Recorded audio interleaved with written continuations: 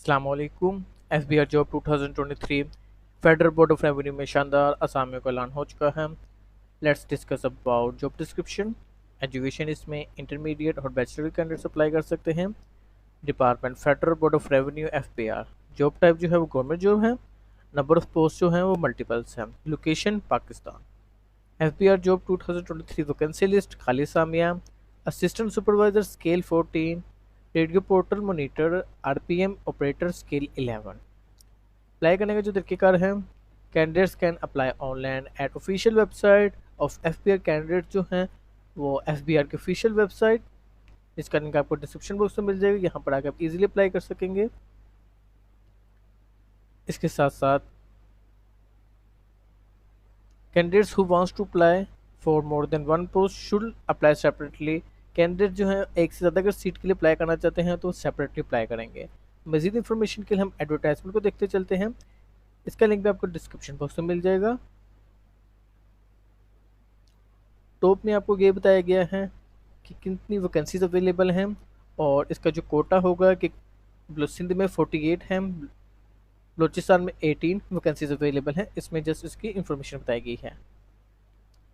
मजीद information के लिए general information और इंस्ट्रक्शन हम देखते चलते हैं। तो एलिजिबल कैंडिडेट्स होंगे उनको हदायत किया जाता है कि वो ऑनलाइन जॉब पोर्टल के जरिए अप्लाई करें, जिसका लिंक आपको डिस्क्रिप्शन बॉक्स में मिल जाएगा। नो मैनुअल और hard copy of application will be accepted by any office. कोई भी मैनुअल और हार्ड कॉपी एक्सेप्टेबल नहीं है अगर आप किसी भी ऑफिस में जाकर सबमिट करवाते हैं। Candidates apply for more than one post should apply online for each post separately.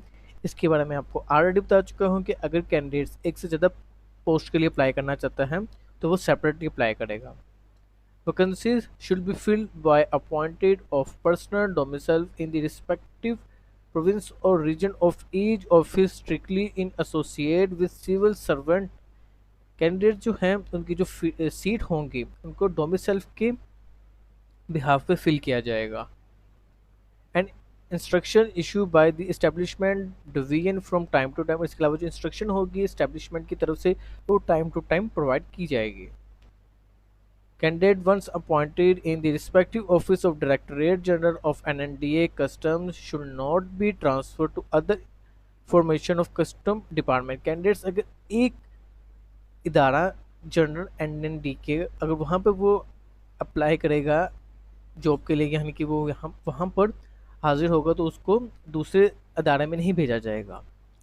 Candidates will be required to bring original documents, educational, domicile, experience certificate etcetera along with one set of all attested copies of documents at the time of interview. Candidates इसके साथ साथ original documents लाएंगे जिसमें education आपका documents होंगे, domicile होगा, experience certificates होगा। Backup के तौर पे आप अपना सीएनएससी की भी फोटोकॉपी करवा लीजिएगा। इसके साथ साथ इन सब डॉक्यूमेंट्स की आपने एक कॉपीज भी अटेस्टेड करवा के साथ लेकर जानी है इंटरव्यू के वाले दिन। Screening test will be conducted as per recruitment policy of the federal government. Screening जो टेस्ट होगा वह कंडक्ट किया जाएगा फेडरल बोर्ड की पॉलिसी के मुताबिक। 10% जो कोटा है वो वुमेंस का है, 5% कोटा जो है माइनॉरिटीज़ का यानी कि नॉन मुस्लिम्स का, 2% कोटा जो है वो डिसेबल पर्सन का है। Shall also be strictly observed as per government instruction. और जो ये कोटा होगा उसे स्ट्रिक्टली फॉलो किया जाएगा गवर्नमेंट पॉलिसी के मुताबिक। डिसेबल जो पर्सन होंगे will have to submit a disability certificate from medical assessment board under the ministry of human rights. जो डिसेबल पर्सन होंगे वो अपना डिसेबल सर्टिफिकेट लाएंगे जो कि मिनिस्ट्री ऑफ ह्यूमन राइट्स की तरफ से होगा। Council on the right of person with disability, जिस पे ये होगा कि आप जो है वो डिसेबल हैं। Islamabad eight the time of interview, Islamabad में ही इंटरव्यू वाले दिन। The Directorate General of NNDA Islamabad reserves the right not to fill any vacancy or not reduce or increase the number of vacancies if the circumstances so warrant and the type of final selection। जो directorate general होगा एनएनडीए का इस्लामाबाद का, उसके पास right नहीं है कि वो vacancy को ज़्यादा या वो कम कर सके। The candidate working in public sector department organization जो कैंडिडेट्स हैं वो काम कर रहे हैं किसी भी गवर्नमेंट जॉब में, डिपार्टमेंट या ऑर्गेनाइजेशन में, shall have to submit departmental permission certificate. तो वो अगर जॉब के लिए अप्लाई करना चाहते हैं तो वो डिपार्टमेंट की तरफ से सर्टिफिकेट लाएंगे कि वो इस जॉब के लिए अप्लाई करना चाहते हैं। Otherwise failing which they will not be allowed to participate to interview. इसके अलावा अगर वो नहीं जमा करवा पाएंगे तो इनको इंटरव्यू के लिए नहीं बुलाया जाएगा। In additional 5 year general upper age limit relaxation by the government, further upper age relaxation shall be restricted up to the following category of candidate। इसके अलावा एज रिलैक्सेशन भी प्रोवाइड किया गया है as per the government policy के। इसके अलावा जो ये इन्फॉर्मेशन है ये मैं आपके लिए छोड़ता हूँ, इसे आप रीड कीजिएगा। Minimum and maximum age should be calculated on the closing date of receipt of application.